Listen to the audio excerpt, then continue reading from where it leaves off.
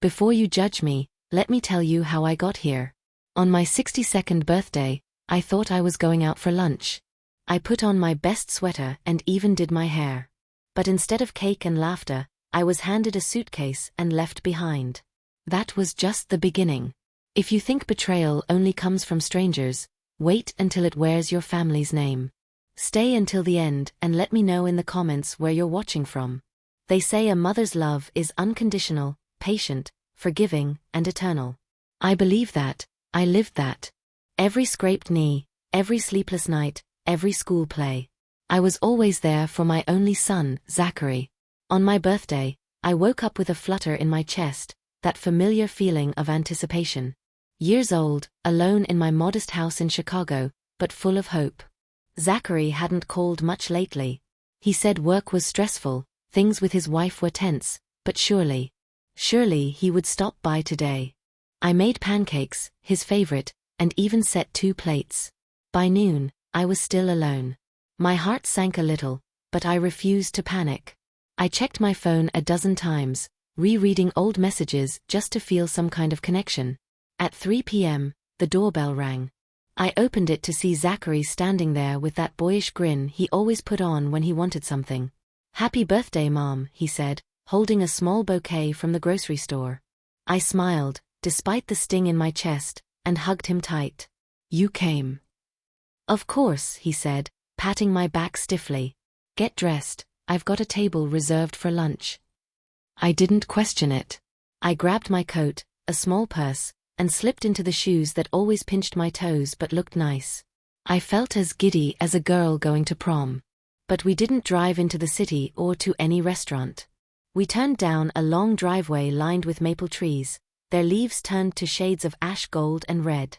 I saw the sign and felt my stomach clench. Sunnyside Senior Living. "Zachary, what is this?" He cleared his throat. "Mom, we need to talk. It's not safe for you anymore. You live alone, and with your memory lapses." "What memory lapses?" I hissed.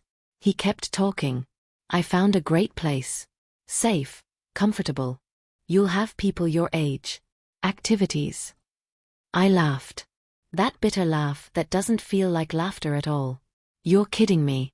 You're bringing me here on my birthday." He got out of the car. "Come on, let's go inside." I refused to move. That's when he opened the trunk. My suitcase was already packed. I stared at it, just stared. "You went through my things." He sighed. "Don't make this harder than it has to be." Inside, it felt like time had stopped. Smiling faces at the reception desk, the smell of disinfectant and overcooked vegetables. He handed over papers, legal documents, a power of attorney. Mein Name, HS Signature, Done. I didn't cry, not yet. They led me to a room with bare walls, an adjustable bed, and a small window that looked out onto a brick wall. My birthday present. I sat on the edge of the bed, my coat still on, feeling the cold seep into my bones. No cake, no candles, just silence. Hours passed. I finally opened the bouquet. It had wilted on the car ride. The flowers looked how I felt. That night, I lay awake, listening to the quiet shuffle of the nurses, the distant sound of ATV Summe wäre down the hall. The mattress was too firm, the sheets smelled of bleach. I replayed every conversation with Zachary from the past year in my head, searching for the signs I'd missed. I thought of all the times I said yes when I should have said no. The times I covered for him, lent him money, made excuses for him to others. The moments I swallowed disappointment because I loved him. But that night, I stopped defending him. Something inside me broke, something essential. The next morning, I asked a nurse for my phone. She said, my son had taken care of it. The line was disconnected. It was too confusing for me. That's when I understood. I wasn't here to be cared for. I was here to be erased. And if I didn't find a way out, they would succeed. But I'm not as fragile as you think.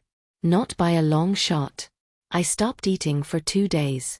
Not to make a statement, but because I couldn't stomach the food or the truth. There's something about being treated like a useless object that breaks a part of you that never quite heals. I had raised a child, built a home, loved passionately, and now I was just a room number and a patient file. The nurses were mostly kind, but kindness can feel like pity when you're a prisoner.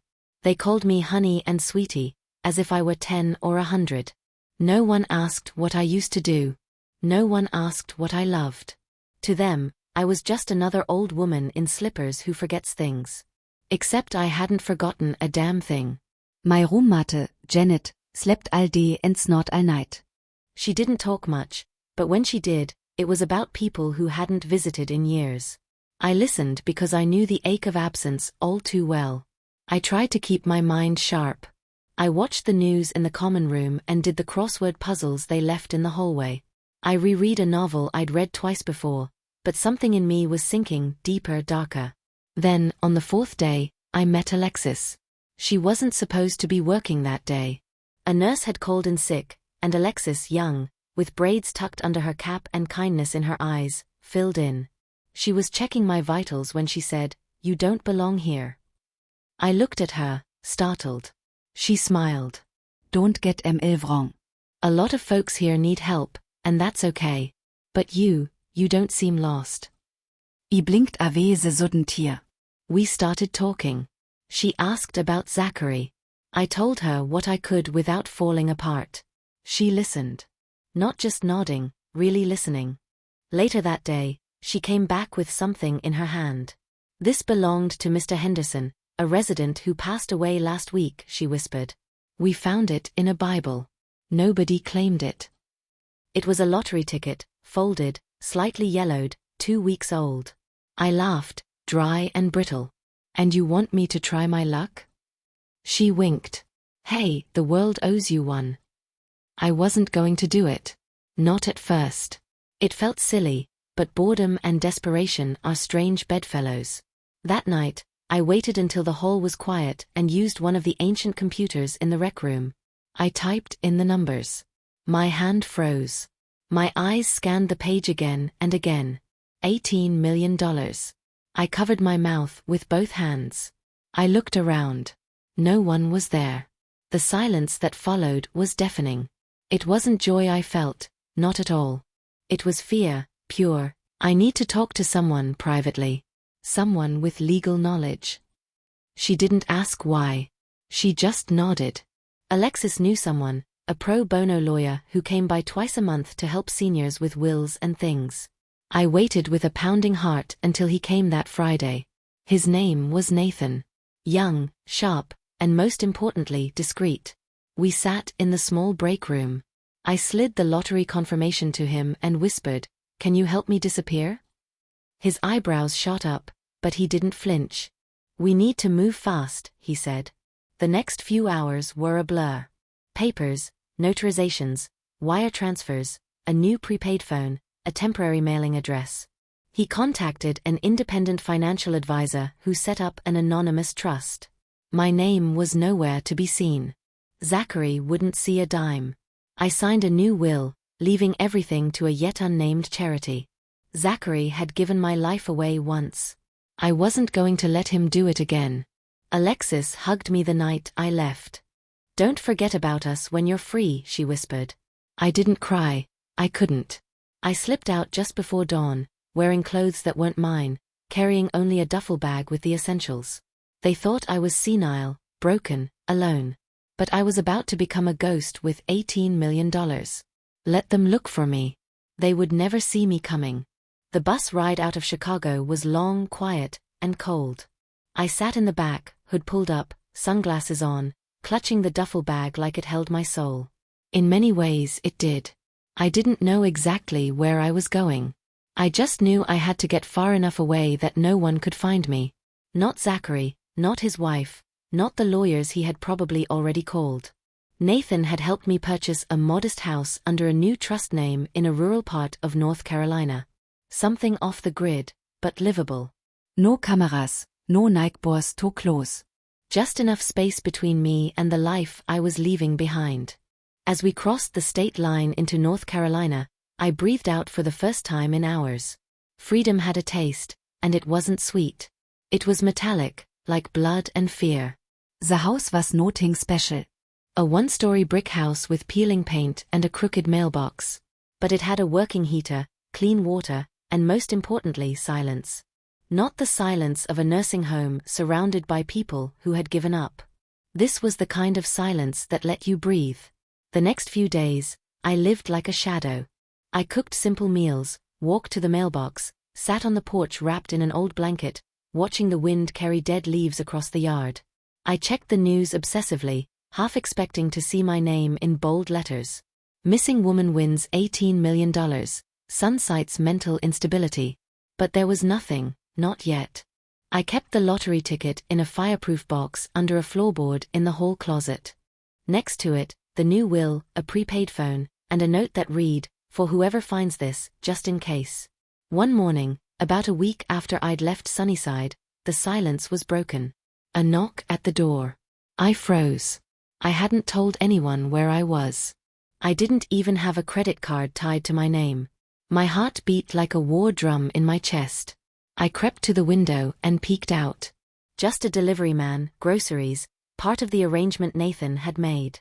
Still, I couldn't check the feeling. That afternoon, curiosity won. I created a fake Facebook profile and searched for Zachary. There he was, smiling in his profile picture as if the world hadn't caved in. His latest post read, "If anyone has seen my mother, Catherine Miller, please contact me or the Chicago PD. She has been missing for several days. We are worried for her safety." Hundreds of comments poured in below.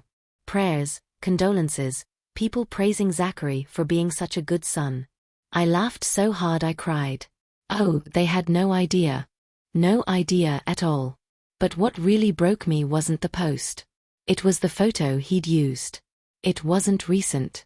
It was from 5 years ago, one of the last birthdays we had celebrated together.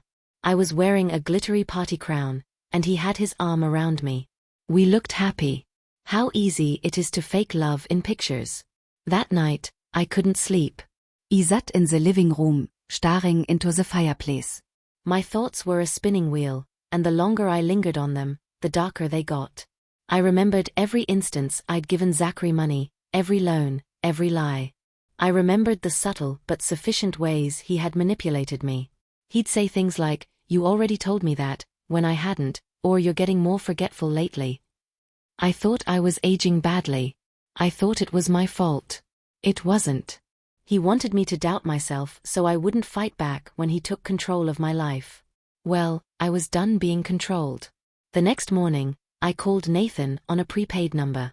"I need to change my will again," I said. He didn't ask why, just what changes. "I want it to be crystal clear. Zachary Miller gets absolutely nothing.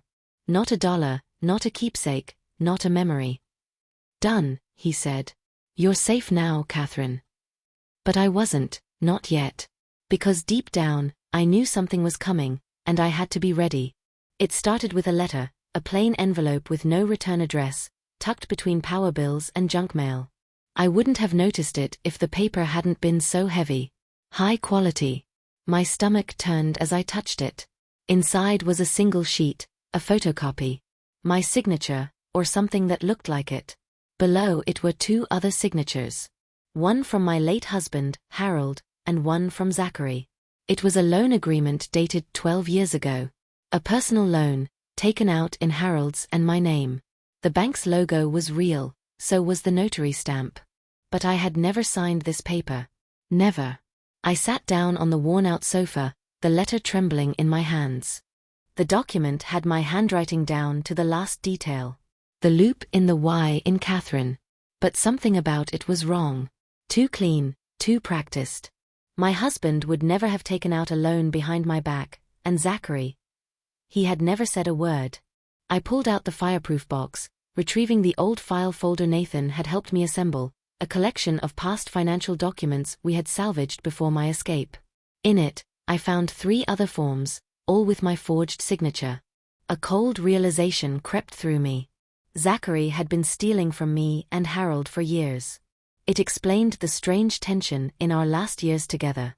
How Harold avoided certain financial topics, how we suddenly had less, how Zachary always needed money for an emergency, but drove a newer car every year. The quiet arguments at night I thought were work-related, the cancelled vacation plans, the bad investments. I had blamed age, the market, a general streak of bad luck. But it was Zachary, all along. I didn't cry, not this time. Instead, I opened my laptop and started digging deeper. Over the next 3 days, I pieced it all together. Zachary had taken out multiple loans using forged documents, using Harold's social security number and mine. The amounts varied. Some had quietly gone to collections. Harold must have paid off most of them before he died, carrying the shame with him. But one account, still active, showed a ballooning balance of over $100,000, and it had defaulted in my name 3 months before I was dropped at Sunnyside. I sat in the darkness of that small living room in North Carolina, the screen glowing in front of me, my hands clenched so tight my knuckles ached. This wasn't just betrayal. This was theft, fraud, criminal. I kellet Nathan again. I have new information, I told him. Forged documents, loans. Zachary did it. I believe you, he said calmly. Do you want to press charges? Not yet. I wasn't ready. Not because I had doubts. No, those were gone. I wasn't ready because I wanted him to feel the fear first, the silence, the not knowing. I wanted him to wonder if I knew. Because the truth was, I wasn't hiding anymore. I was hunting. I started collecting every document I could find, every account tied to my name, every old email, every financial communication Zachary had once sent on my behalf. I even contacted the old bank we used and requested records under a legal pretense Nathan helped me draft. Piece by piece, the puzzle took shape, and what it revealed made my blood run cold. Zachary had taken out a high-interest loan against the small business Harold and I had started in the 80s, a catering company we ran out of our garage. He used the LLC, which was technically still active, to secure a $200,000 line of credit. He signed it with Harold's name 2 years after Harold had died. This wasn't just a moral failure, this was federal fraud. I saved everything to an encrypted folder, backed it up, and printed a hard copy, which I kept in the box under the floorboards. I wasn't sure how much time I had, because if Zachary was as desperate as I suspected, and if he had even the slightest inkling that I had disappeared with millions, he would be coming for me soon. Have you ever looked at someone you've loved your whole life and realized you never really knew them? That's what it felt like, scrolling through pages of documents linking my son to a trail of deceit so long and tangled it made my stomach turn. The man I had once rocked to sleep in my arms had become a stranger. And not just eine stranger, a dangeros one. By now, I had confirmed everything. Zachary had forged my signature, lied to banks, manipulated my late husband into covering for him. And worst of all, he had done it all behind the mask of a devoted son. But the darkest truth I found through a simple search on a public database. With a little help from Nathan's access, I found it. Zachary Miller, currently under federal investigation for fraudulent tax filings, embezzlement, and identity abuse. Identity abuse. That one hit the hardest. I clicked on the file, trembling. The details were mostly redacted, but the accusations were clear. Zachary had been creating false identities, inflating income, faking deductions, and filing tax returns to skim money through refunds. Some of those identities belonged to deceased individuals, some were elderly people, some were real people, including me. The IRS had flagged multiple tax returns filed in my name from the last 3 years. I had no idea. I stared at the screen, my mind a vortex. Had he been planning to take my money all along? Was that why he was so quick to put me in a facility and shut off my phone? It wasn't concern, it was containment. He wanted me quiet, disoriented, and out of the way. I pushed back from the desk, pacing the narrow living room, one hand on my chest to calm the tremors. My own son had used my identity as a tool for his schemes, my name as a vehicle, and as the investigation closed in, he had planned to lock me away like a loose end in a messy story. Except I wasn't a loose end anymore. I was the one holding the thread. I didn't call the police, not yet. Instead, I started documenting everything. Every lie, every loan, every forged line on a piece of paper. I printed them, organized them in file folders, labeled them with dates. I started recording voice memos, not because I was afraid of forgetting, but because I wanted my voice to be the last one in the room if something happened to me. Then I made a decision. I anonymously sent a copy of the entire file to the Department of Justice. Not to make a statement, not yet, but to plant a seed. They would have the evidence. If anything ever happened to me, they would know where to look. Still, I couldn't shake the feeling that he knew. I started noticing cars parked near the house for longer than usual. Once, a man knocked on the door claiming to be doing a neighborhood survey. I didn't open it, just watched him from behind the curtain, phone in hand. Every knock, every ring, made me flinch. And yet, I didn't run. Not this time. I killed Nathan again. We need to finalize the trust, I told him. The will too. I want everything locked down. He agreed. We set it all up under my new name, with multiple layers of legal protection. If Zachary ever tried to claim a single penny, he would be shut down in every court in the country. But as much as I shielded myself with papers and strategy, the emotional blow hit me in the quiet moments. At night, I'd sit and remember Zachary as a boy. His laugh, his scraped knees, the way he'd fall asleep on my chest. I remembered the teenage years when things got harder, but I never gave up on him. The calls from college, the sudden silences, the growing distance. How had I missed it? How long had he been slipping away while I kept holding on? Maybe that's the worst kind of betrayal, the one you see happening in slow motion, always hoping it's something else. But I knew now. And I wasn't going to let him rewrite the end of my story. Because for the first time in my life, I was holding the pen. The letter arrived in a plain white envelope with no return address. But the moment I saw the handwriting, I knew. Zachary had always written in sharp, slanted strokes, as if even his pen couldn't wait to be done. Inside was a single sentence: I know what you did, and this isn't over. I read it 2-3 times. Then I laughed. Not out of amusement, but because it was exactly the kind of arrogance I'd come to expect from him. No, I miss you. No, where are you? Just a warning, or a threat. I folded the letter neatly and put it in my growing pile of evidence. By now, I'd been gone for almost 3 weeks. Zachary had launched a public campaign of concern, pleading for information, giving interviews to local news stations, playing the part of the desperate son searching for his confused and vulnerable mother. It would have been comical if it wasn't so terrifying. And then, as I had feared, he made his move. A letter from the Cook County Court arrived, certified mail. With trembling hands, I signed for it and sat down at the kitchen table to open it. He had filed a petition to have me declared mentally incompetent. I couldn't breathe. The document included statements from 2 people claiming I had exhibited erratic and confused behavior over the past year. One was a former neighbor, the other an old college friend of his I barely knew.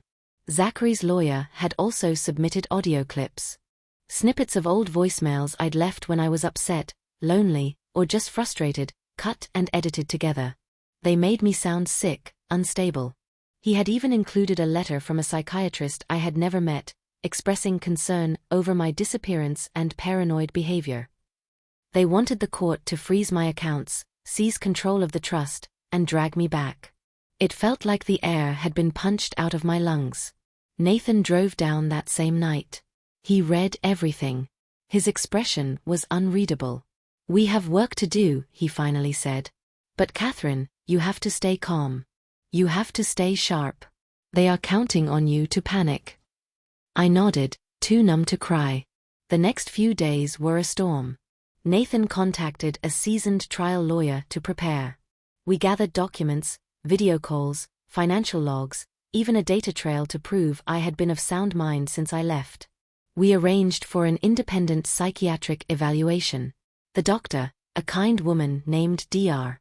Evans, came to the house and spent 3 hours with me. She asked about my childhood, my late husband, Zachary. I told her everything. She didn't pity me. She listened. She asked real questions, and when she left, she touched my hand and said, "You're the sanest person I've seen this week." It felt like the first breath I'd taken in days. But the pressure was mounting. News of the hearing leaked. The internet, which had briefly sympathized with Zachary's missing mother saga, began to turn. Questions started to pop up. Why hadn't I contacted anyone? Was I unstable? Was someone else pulling the strings? The media loves a mystery, and Zachary knew how to feed them one. But I wasn't afraid anymore. Because now, I had more than just evidence. I had a purpose. In the quiet of my little house, I started preparing a video message. I didn't release it yet, but I wanted to be ready in case they tried to silence me. I looked into the camera and said, "My name is Catherine Miller. I am of sound mind, and I was betrayed by the person I trusted most." I didn't cry, I didn't scream, I just told the truth. Because I knew what was coming. And this time, it wouldn't be me on trial. The Cook County Courthouse hadn't changed since the last time I was there, years ago, paying a parking ticket, sitting in a room full of people hoping to forget their mistakes. Back then, I was a wife, a mother, someone who believed in second chances. Now, I was the accused. Nathan had advised me to dress simply but strongly. Something that said, "I am not here to beg. I am here to be heard." I wore a navy blue coat with silver buttons, my late husband's old watch, and a pair of sensible heels that clicked with resolve on the courthouse tiles with every step. Zachary was already seated at the front of the courtroom when I entered. He stood as I walked in, a perfect performance. A mask of concern was plastered on his face.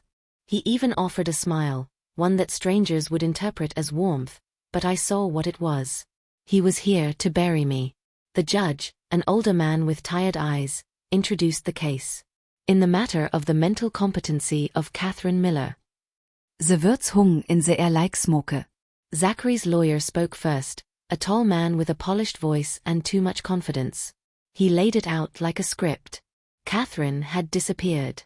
Catherine was acting erratically. Catherine was possibly being manipulated. Catherine was a danger to herself and her finances. He produced the letter from the psychiatrist I'd never met and presented those audio clips of me, edited and spliced together like a horror movie trailer. I heard myself sound scattered, desperate, even unstable, completely out of context. I saw the judge's eyebrows raise. My hands gripped the armrest. Then, Zachary spoke. "Your Honor," he said, his voice laced with just the right amount of tremor. "I love my mother. I really do. This is the hardest thing I've ever had to do. But I believe she's being taken advantage of. She isn't herself anymore. She's lost." That's when I stood up. "My turn, Your Honor." The judge nodded. I walked slowly to the witness stand, pausing just long enough to let the weight of my presence sink in. Then I spoke. "My name is Catherine Miller. I am 62 years old. I am not mentally incompetent. I am not lost. And I am nobody's victim."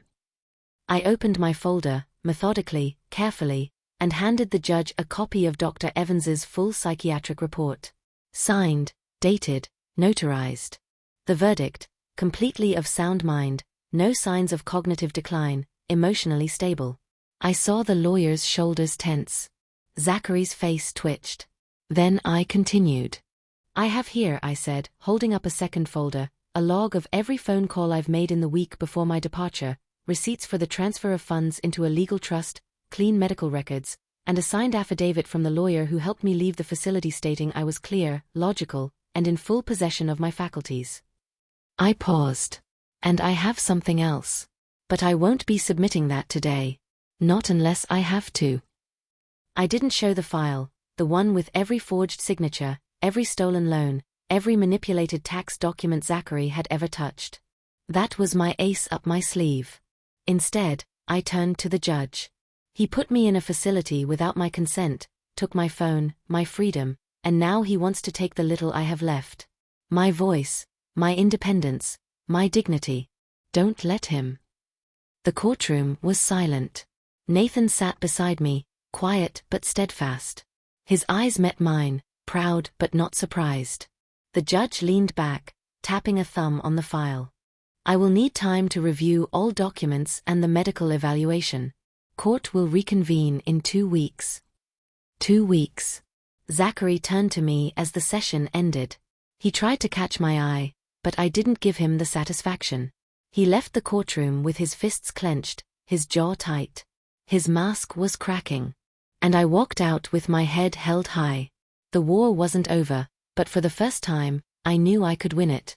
2 weeks. That's how much time the judge gave us.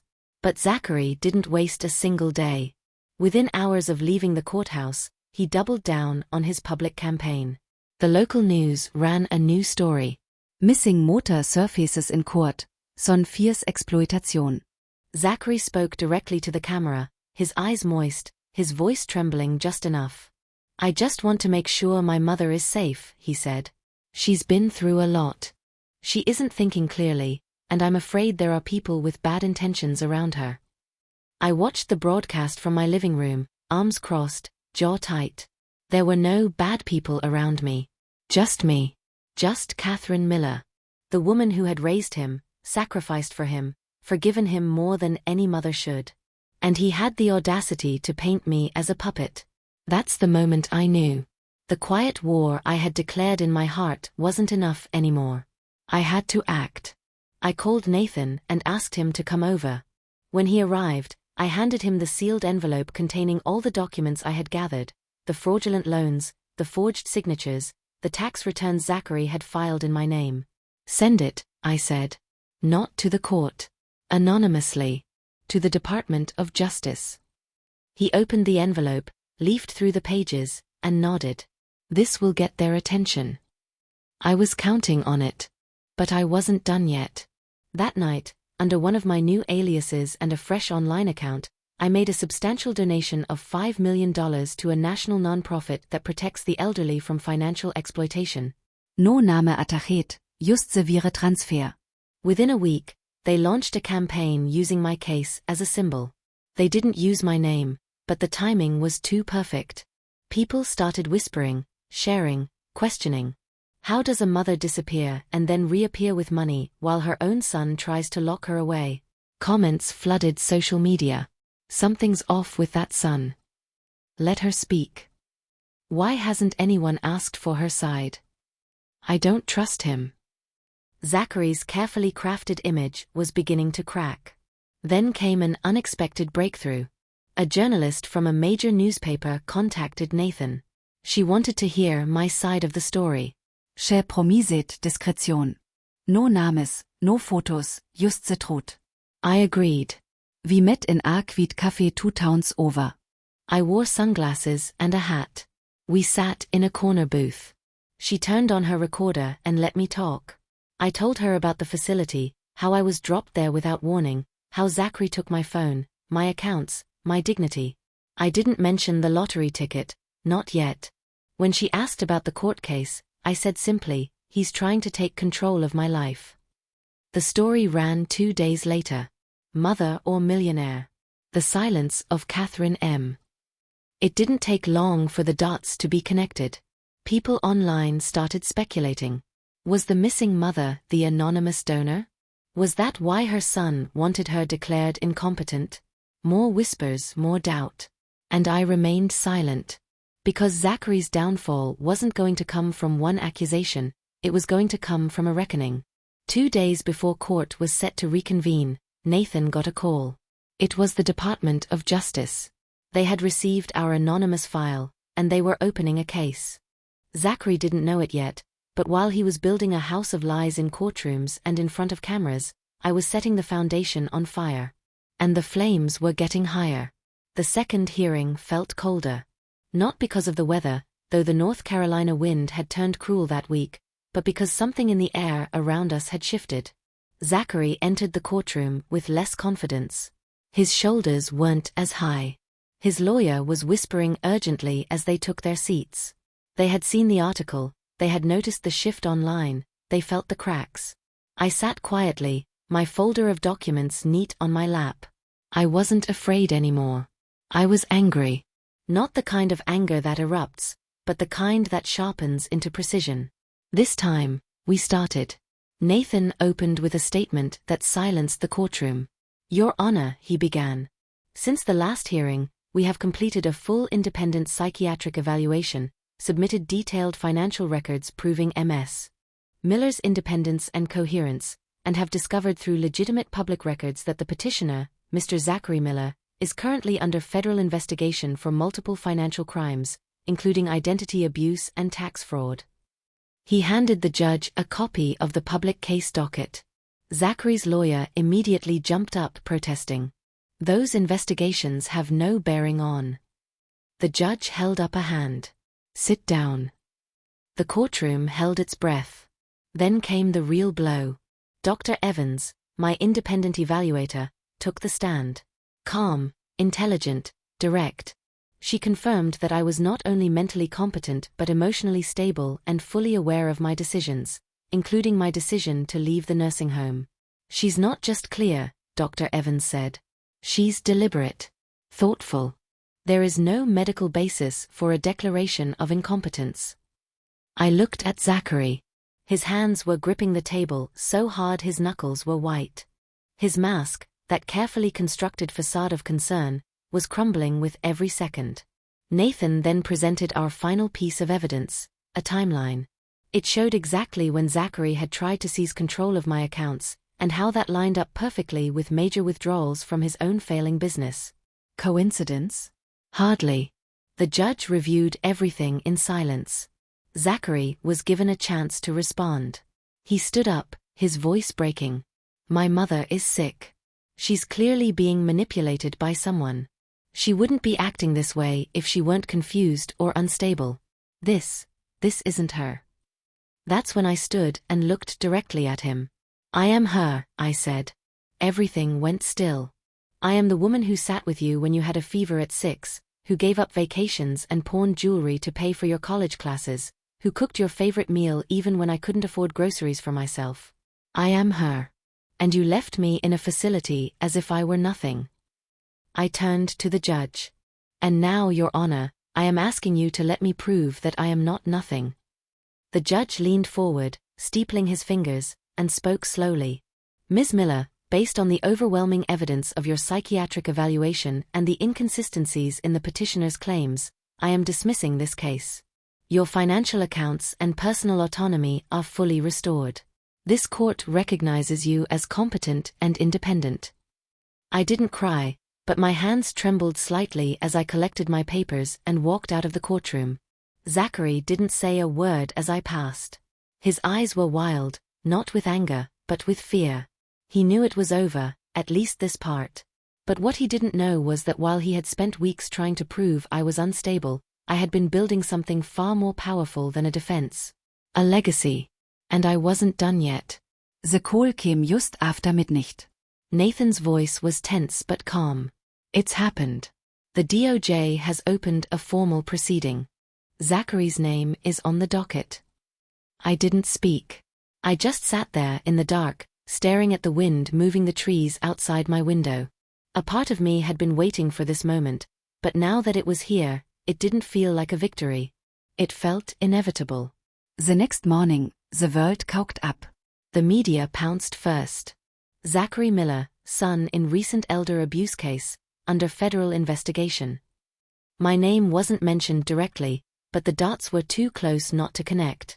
People remembered the missing mother, the court battle, the anonymous donor, the frail woman who disappeared but stood strong in court weeks later. Now, their perfect son was crumbling, and they wanted to hear from me. I stayed silent for 2 days, turning off the TV, ignoring the phone. I cooked myself breakfast, watched the birds peck in the frosty yard, sat with a pen in my hand writing letters I never intended to send. But silence wasn't justice. It was time. I contacted Lori, the journalist who had met me in secret weeks before.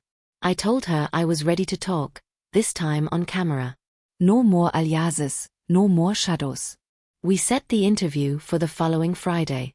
National news, a full feature. She asked if I was sure. "I've never been more sure," I said. The day of the interview, I dressed simply. Gray sweater, small silver earrings. No makeup, no stylist. Just the truth.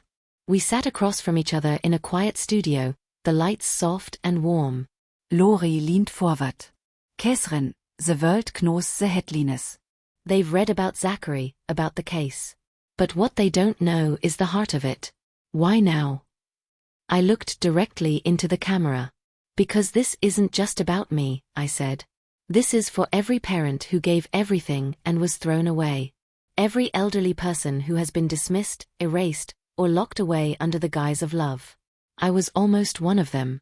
And I will not be silent anymore. Then I told my story. The nursing home, the lottery ticket, the lies I uncovered, the file I sent. I left nothing out. Laurie's eyes grew moist as I spoke. But I didn't cry. I was done with crying. That night, the interview aired. Millions watched. Messages poured in. People from all over the country shared their own stories of betrayal, abandonment, and survival. I was no longer just Catherine. I was a mirror. Zachary didn't speak publicly, but sources close to him said he was devastated. His life was falling apart. Good. He had built that life on manipulation, and now it was collapsing under the weight of its own cruelty. But I didn't gloat. Instead, I got to work. I started planning a foundation. One that would protect the elderly from legal and financial abuse. Not just in name, but with real legal support, real funding, real advocacy. I called it the Catherine Project. Because if they were going to use my name to take my dignity, I would use it to give dignity back. Still, the ache remained. Not because Zachary was suffering, but because I had once loved him with a loyalty that made me blind. And now I had to learn to live without that illusion. But I had something better now. I had the truth. And no one could take that from me again. Zachary's arrest didn't come with sirens. It came with headlines. Zachary Miller indicted on multiple counts of wire fraud, identity theft, and tax evasion. I read the news on a quiet morning, a cup of tea in my hand, my cat curled up beside me. The house was silent except for the steady hum of the refrigerator and the wind pushing against the window panes. I stared at the article for a long time, not because I didn't believe it, I did, but because I had imagined this moment so many times it felt almost like déjà vu. He was out on bail. Of course, money can buy time, even if it can't buy peace. But the damage was done. His name had become synonymous with betrayal. Former clients pulled their business. His lines of credit were frozen. Friends gone. Even his wife had released a statement through a lawyer. She was filing for divorce. He was alone now. I should have felt triumphant, but all I felt was empty. The thing about surviving betrayal is that it doesn't leave you whole. It leaves you wiser, yes. Sharper, maybe. Stronger, perhaps. But something soft inside you dies. That blind trust, that belief that love is enough to keep someone loyal. I didn't mourn that softness. I buried it. It was a cool Saturday when I went into the town center for the first time since the interview. People recognized me. They didn't whisper, they didn't stare. They smiled. A woman, maybe in her 40s, touched my arm and said, "You gave my mother the courage to leave a bad situation." A young man behind the pharmacy counter slipped a note into my prescription bag. "My grandma says thank you." I hadn't sought this attention, but it came gently, like sunlight through heavy clouds. Nathan came by that afternoon. They offered him a deal, he said. 10 years if he pleads guilty. If not, it goes to trial. And him? I asked. He thinks he can beat the system. I shook my head. He'd spent his whole life thinking that. Nathan hesitated. He hasn't tried to contact you, has he? I met his eyes. Not directly. But I had received something. A letter. An unmarked envelope slipped under my front door one evening while I was in the kitchen. Inside was a photo. It was from my 50th birthday. Me in a yellow sweater, lauking, wiskake on my face. Zachary beside me, holding the knife, lauking to. On the back, just one sentence in his handwriting. "You always believed in me. I'm sorry that wasn't enough." I sat with that photo for hours, not crying, not angry, just remembering.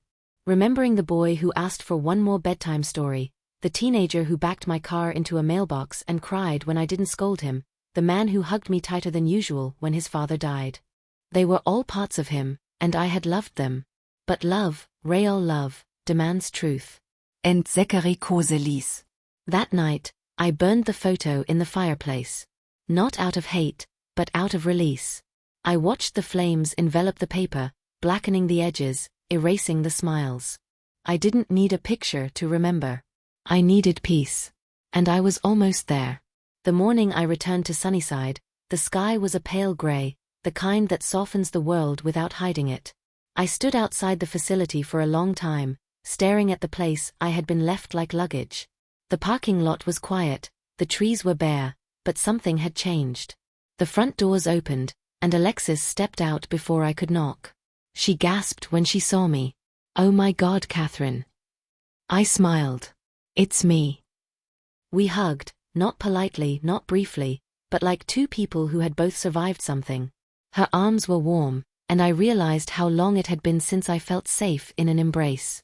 Inside, the place looked different. The floors were freshly waxed, the lights were brighter. The common room had new books, a better TV, and real coffee brewing in the corner. "I heard what you did," Alexis said, leading me to a quiet bench in the hall. "The donations, the interviews.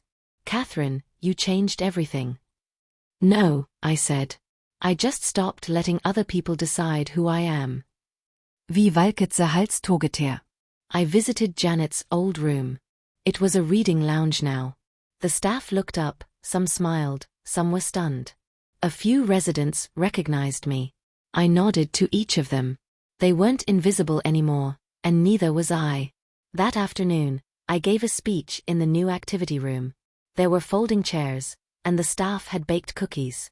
Alexis introduced me like I was someone famous, but I shook my head. "I'm not here because I'm rich," I began. "And I'm not here because I was wronged. I'm here because I was silenced. And I know how many of you still feel that way." Every pair of eyes watched me. Some grew misty. "I want to tell you something I wish someone had told me a long time ago," I said. "You are not a burden. You are not forgotten. And you are not finished." Applause followed, quiet at first, then louder. I smiled, feeling the weight of every lonely night I had ever spent now replaced by something warmer, something fuller. When I returned home, I finalized the trust. The Catherine Project would become a national organization, providing legal and financial support for elderly people at risk of exploitation. We would hire lawyers, set up hotlines, build partnerships with senior facilities and courts. Zachary took the deal. 10 years. He tried to send another letter. I sent it back, unopened. That chapter was closed. The last days of the year, I spent writing letters to everyone who had helped me. Nathan, Alexis, even Dr. Evans. I thanked them not for saving me, but for standing by me while I saved myself. And then, in the first snow of January, I did something I hadn't done in decades. I wrote a letter to myself. It was short, just 1 page. I read it aloud as I sat by the fireplace, the cat at my feet. "Dear Catherine, you weren't crazy. You weren't too trusting. You weren't weak. You were just a woman who loved too much. And when they tried to write you out of your own life, you picked up the pen and wrote the ending yourself. I am so proud of you. With love, yourself." I folded the letter, placed it in a small wooden box, and set it on the mantel. I didn't need a legacy of money or revenge or even justice. I had something greater, freedom. And for the first time in my life, I was finally completely free. And that's it for today. What would you have done in my place? Write it in the comments. I love reading your thoughts. If you enjoyed this story, feel free to show it with a like and a subscription to the channel. And if you'd like to support me, I'd be hugely grateful for a super thanks. And if this story touched you, check out the other videos. You definitely don't want to miss them. Glad you were here.